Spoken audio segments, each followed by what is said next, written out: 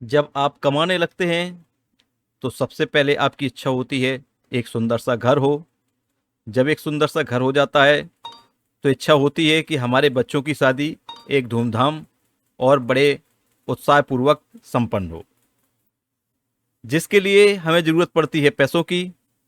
और वो पैसे कैसे इकट्ठे हों, देख रहे हैं स्टॉक प्रॉफिट इंडिया।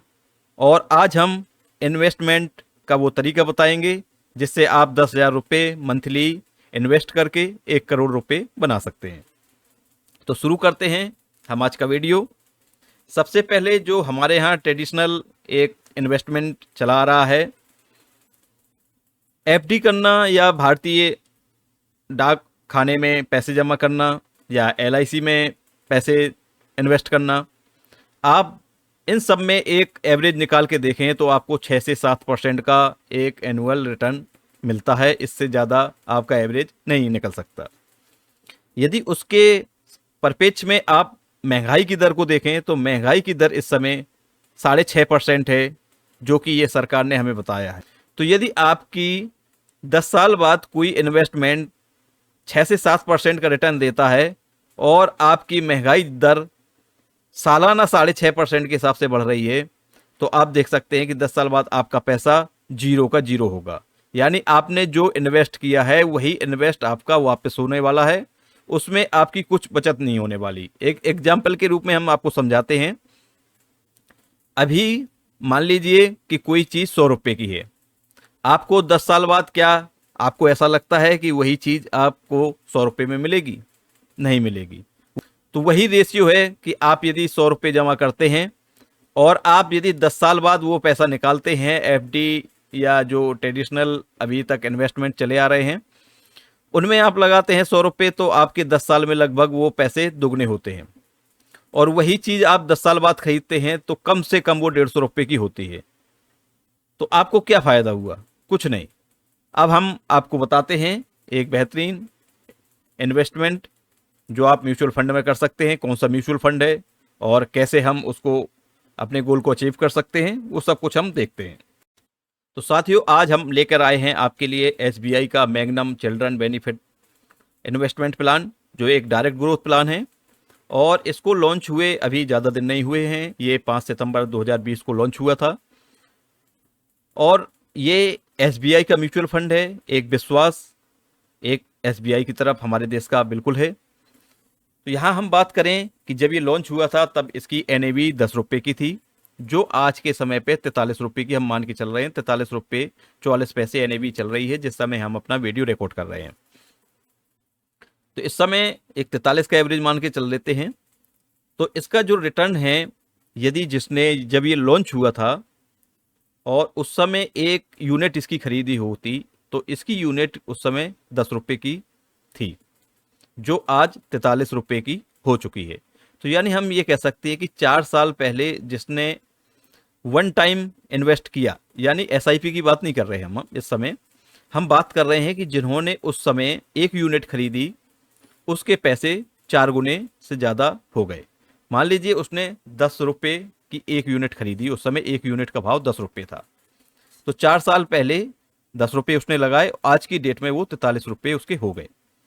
तो 4 गुना से ज़्यादा पैसा हो गया इन 4 साल में। तो आप देख सकते हैं कि ये होती है पावर म्यूचुअल फंड की। और यहाँ हम रिटर्न की बात करें तो इसने जो एक साल में रिटर्न निकाल के दिया है वो 46.86% का रिटर्न इसने दिया है। और पिछले 3 साल की हम एवरेज बात करें तो जो एनुअल इसने रिटर्न दिया है वो 25% से ऊपर का रिटर्न है। जब से ये लॉन्च हुआ है तब से यदि हम देखें तो ये 43% का रिटर्न दे चुका है। हम बात करते हैं यदि आपने वन टाइम पैसे लगाए होते तो वो पैसा अब कितना हो गया होता। तो यदि आपने 2020 में 100 रुपये लगाए होते इस म्यूचुअल फंड में तो आज की डेट में वो 430 रुपये आपके बन चुके हैं। यदि आपने 1000 रुपये लगाए होते तो वो आप आज की डेट में 4300 रुपये यानी 4300 रुपये बन चुके हैं। यदि आपने यहाँ पे 10,000 रुपये लगाए होते तो वह 43,000 रुपये हैं। तो इसी प्रकार हम देख सकते हैं कि यदि आपने 4 साल पहले 1,00,000 रुपये लगाया होता तो वो आज की डेट में 4 लाख से ऊपर रुपये आपके बन चुके हैं। सबसे पहले हम बात करते हैं, यदि आपका गोल 1 करोड़ रुपए का है कि हमें 1 करोड़ रुपए एक अच्छे घर के लिए या बच्चों की शादी के लिए हमें इकट्ठा करना है, तो उसका लक्ष्य हम लेके चल रहे हैं कि आप यदि 1 करोड़ रुपए का आपका लक्ष्य है इकट्ठा करना एक समय के लिए, तो उसके लिए आपको क्या क्या कदम उठाने चाहिए। हम यहाँ बात करते हैं, आप 10,000 रुपये मंथली यहाँ सेव कर रहे हैं, तो 10,000 रुपये यदि आपका इन्वेस्टमेंट कर रहे हैं और आपका गोल जो है वो 1 करोड़ रुपये है, आपके सामने ये पूरा कैलकुलेटर है। और यहाँ पे हम बात कर रहे हैं कि आपने जिस समय शुरुआत की उस समय भी आपने 1 लाख रुपये इसमें लमसम डाल दिए। आपके पास कुछ पैसा था तो आपने 1 लाख वो भी लगा दिया। इसके बाद आपने सोचा कि मैं हर महीने इसमें 10,000 रुपये डालता रहूँगा।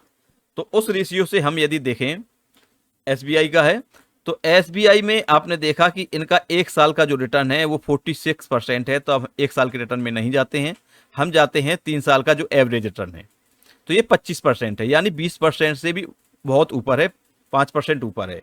हम जो बात कर रहे हैं यहाँ पे सिर्फ ये बात कर रहे हैं कि कभी हो सकता है कि जैसे इस समय इजराइल और ईरान का जो युद्ध चल रहा है, ऐसे सिचुएशन या कोरोना काल जैसी सिचुएशन ये कभी भी आ सकती हैं, ये कोई हमें पहले से आइडिया नहीं होता है।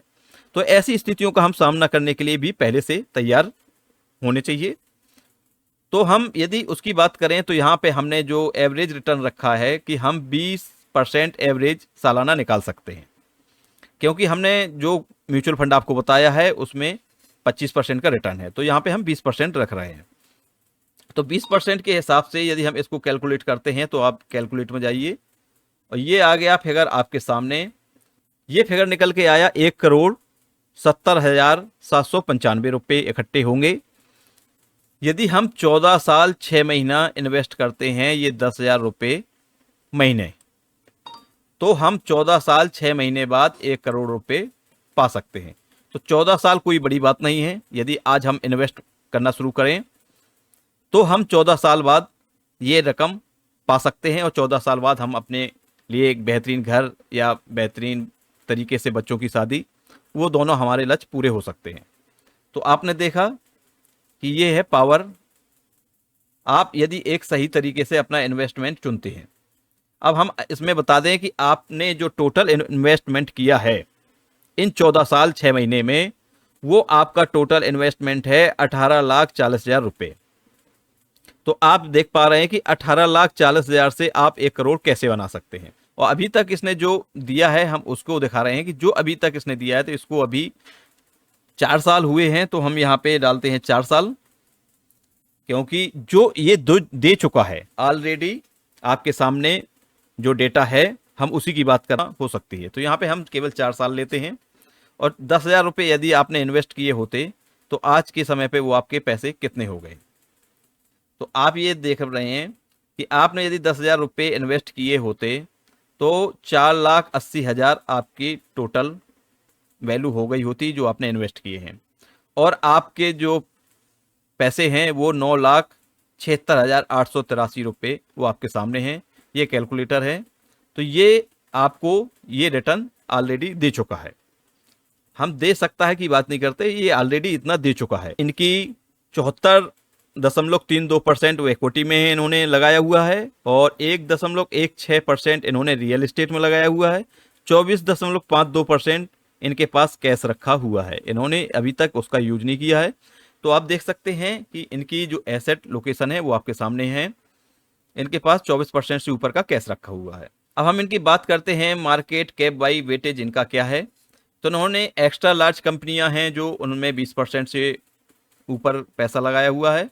12.66% इन्होंने लार्ज कैप कंपनियों में लगाया हुआ है और 30.16% इन्होंने लगाया हुआ है मिड कैप के कंपनियां, जो मिड कैप टाइप की कंपनियां होती हैं, और 37% इन्होंने लगाया है स्मॉल कैप कंपनियों में। तो इन्होंने एक बैलेंस करने की कोशिश की है कि यहाँ पे हम एक अच्छा एवरेज, और साथ में यहाँ पे इन्होंने जो है रिस्क का भी एक ध्यान रखा है, क्योंकि आप ये 20 और 32% आप ये सीधे तौर पे देख सकते हैं कि अच्छी कंपनियों में लगा हुआ है। इस पे जो रिटर्न है वो 47.57% का ये रिटर्न निकल के आ रहा है 1 साल का।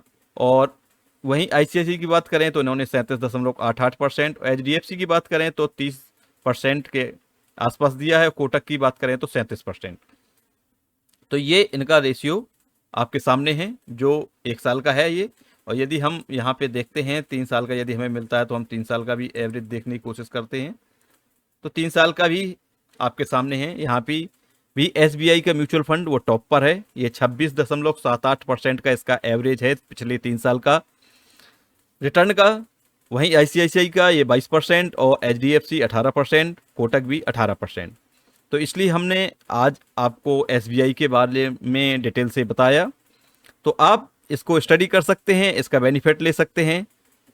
और यदि कोई प्रकार की दिक्कत है तो आप हमारे दिए गए व्हाट्सएप नंबर पर कांटेक्ट कर सकते हैं, मैसेज छोड़ दें, हम आपसे संपर्क कर लेंगे। तो साथियों, मिलते हैं नेक्स्ट वीडियो में न्यू इन्फॉर्मेशन के साथ। तब तक के लिए बाय बाय, टेक केयर।